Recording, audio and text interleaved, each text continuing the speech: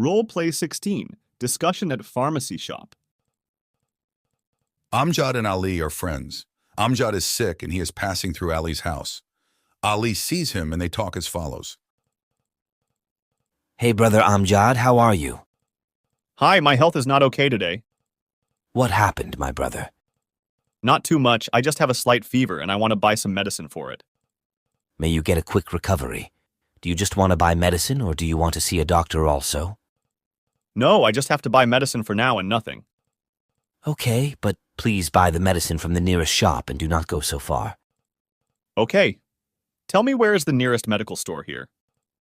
Go straight from here, then after walking 300 meters, turn left. There you will see the shop near the bank. Okay, when does this medical store open? I think at 9:30 a.m. Amjad reaches the pharmacy and talks with the pharmacist as follows. Hello, brother. My health is not okay today. That is why I have come to your shop to buy some medicines.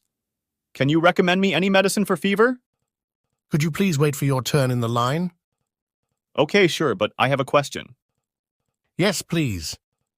Do you also give the medicine without a medical prescription? Yes, sometimes, but not for serious illnesses.